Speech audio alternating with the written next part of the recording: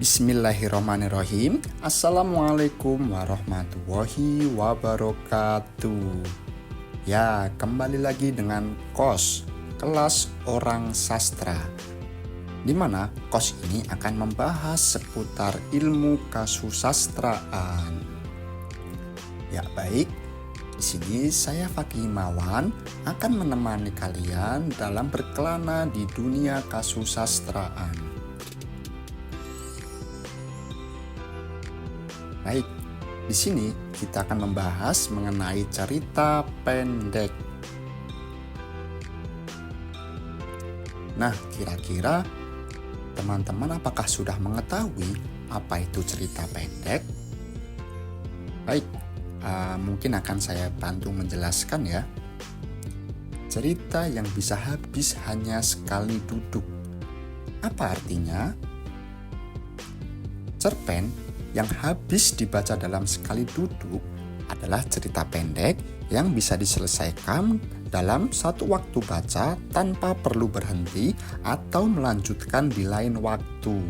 Nah, cerita ini biasanya memiliki panjang yang singkat dan alur yang sederhana, sehingga mudah dicerna dalam sekali pembacaan. Baik, mari kita kulik pengertian cerpen menurut KBBI atau Kamus Besar Bahasa Indonesia. Cerpen adalah sastra kisahan pendek atau kurang dari 10.000 kata yang memberikan kesan tunggal yang dominan dan memusatkan diri pada satu tokoh dalam satu situasi atau pada suatu ketika. Nah, ini dia ya teman-teman, pengertian dari cerita pendek. Baik, di sini ada unsur pembangun cerpen. Nah, pada kali ini kita akan berfokus pada unsur pembangun cerpen. Di sini terdapat dua unsur pembangun cerpen, yakni unsur intrinsik dan unsur ekstrinsik. Nah, unsur intrinsik adalah unsur pembangun cerpen yang berasal dari dalam cerpen itu sendiri. Lalu yang kedua ada unsur ekstrinsik cerpen adalah unsur-unsur yang berada di luar cerita namun turut membangun dan memengaruhi jalannya cerita pendek. Baik teman-teman, di sini fokus pembahasan kita adalah mengenai unsur intrinsik. Jadi di sini ada 7 macam unsur intrinsik dalam cerita pendek. Yang pertama, ada tema. Nah, kira-kira teman-teman apakah sudah tahu apa itu tema? Baik, kalau belum, akan saya bantu untuk menjelaskan ya. Jadi, tema dalam cerpen adalah gagasan utama yang menjadi dasar cerita. Nah, tema ini mencerminkan apa yang ingin disampaikan penulis kepada pembaca. Tema seringkali berkaitan dengan nilai-nilai, masalah, atau pengalaman hidup yang ingin dieksplorasi dalam cerita. Baik, kita akan beranjak ke unsur intrinsik berikutnya, yakni penokohan. Nah, penokohan dalam cerpen adalah cara penulis menggambarkan karakter-karakter dalam cerita. Nah, melalui penokohan, pembaca dapat memahami sifat, perasaan, dan motivasi setiap tokoh yang ada di dalam cerpen. Baik, di sini ada cara menggambarkan tokoh. Jadi teman-teman, cara menggambarkan tokoh itu ada 6 cara. Yang pertama ada teknik analitik langsung, yang kedua ada penggambaran fisik dan perilaku tokoh, yang ketiga ada penggambaran lingkungan kehidupan tokoh.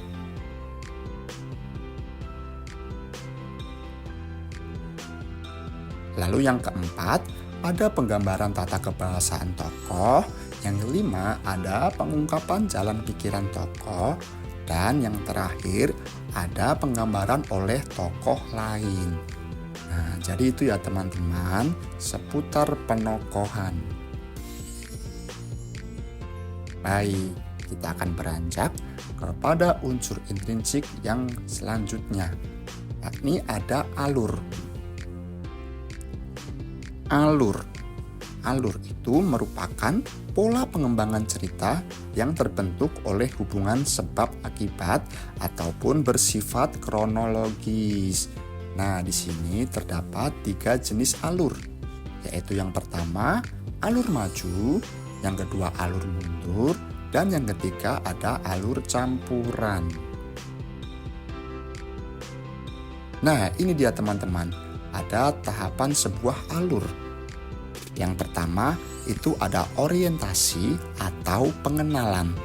Lalu setelahnya ada kemunculan konflik.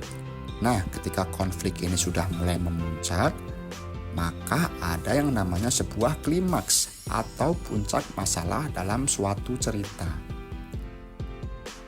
Nah, di antiklimaks ini masalah tersebut yang sudah berada di puncak turun secara perlahan.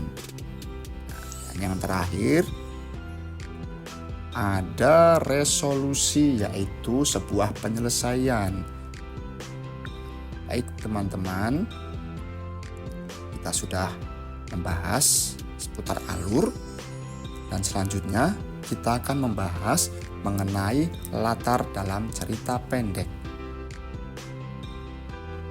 Nah, jadi teman-teman, latar adalah segala keterangan, petunjuk, dan acuan yang berkaitan dengan tempat, waktu, dan suasana terjadinya suatu peristiwa dalam karya sastra, khususnya cerita pendek.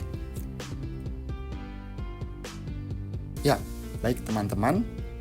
Setelah kita membahas latar, selanjutnya kita akan membahas mengenai sudut pandang.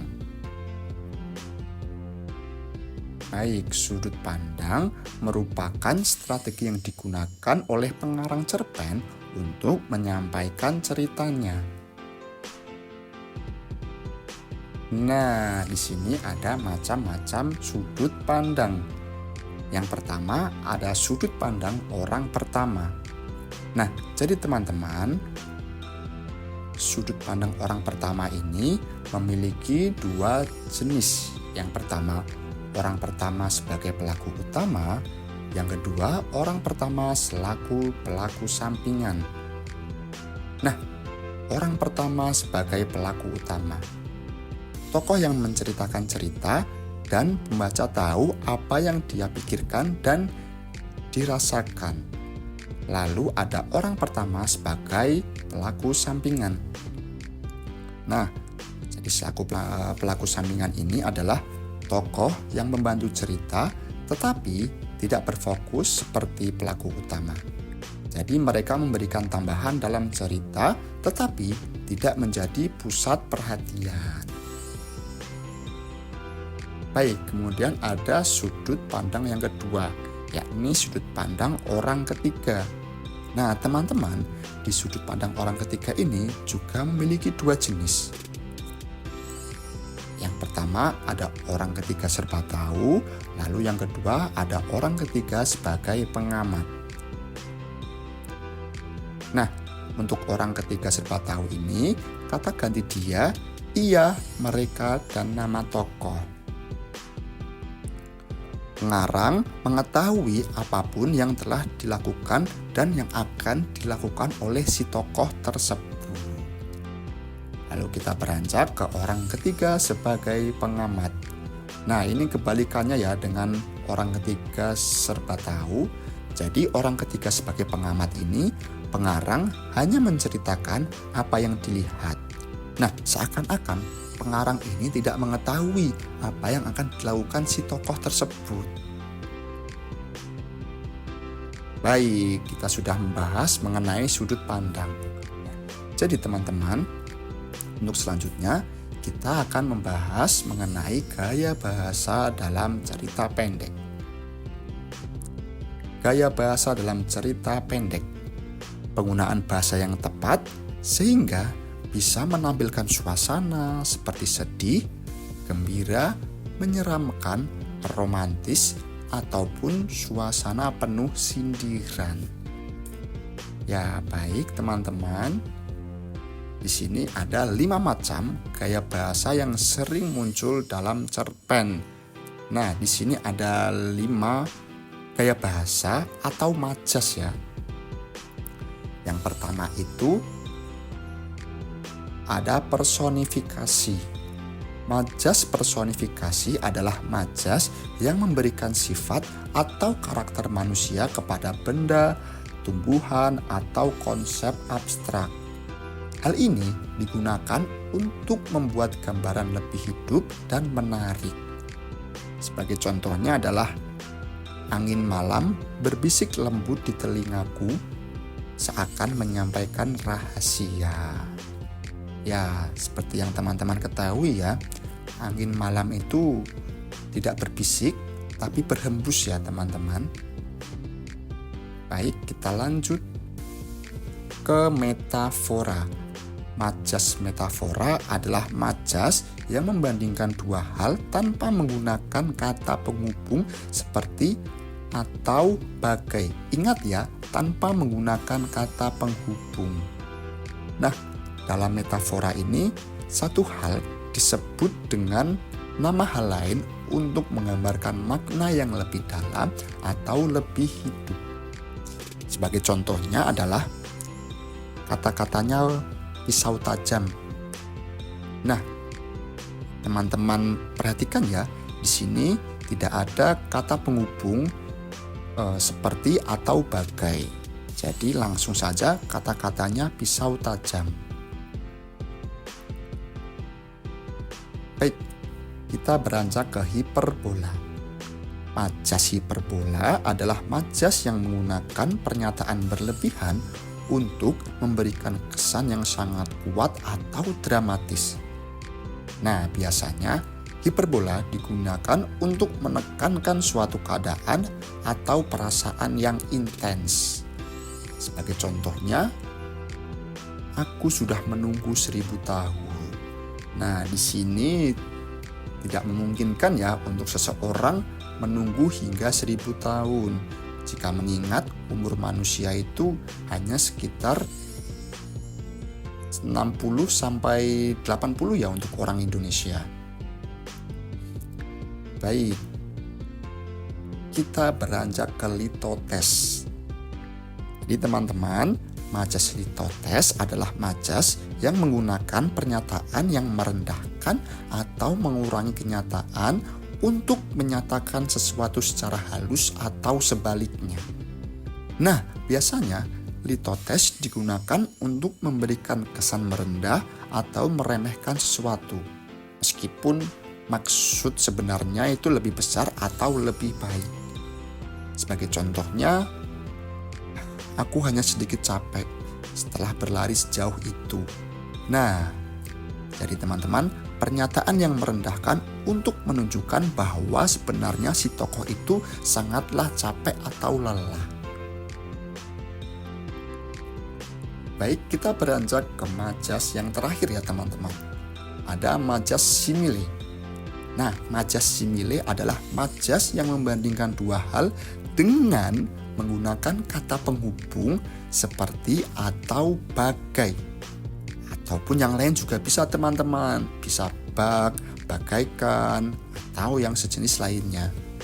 Nah, tujuan dari simile adalah untuk menggambarkan atau memperjelas suatu keadaan dengan cara berbandingan. Sebagai contohnya, dia lari cepat seperti angin. Nah, dalam konteks ini, membandingkan kecepatan lari seseorang dengan angin untuk menggambarkan betapa cepatnya dia. Ya, baik. Tak terasa ya kita sudah berada di unsur intrinsik yang terakhir, yakni amanat. Apa itu amanat teman-teman? Amanat adalah pesan yang ingin disampaikan oleh pengarang kepada pembaca.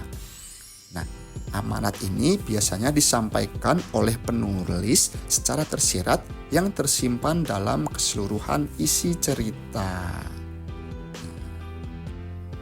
Baik teman-teman, jika teman-teman ada yang ingin ditanyakan, silakan tanyakan pada kolom komentar. Sekian, terima kasih dan sampai jumpa di kos selanjutnya.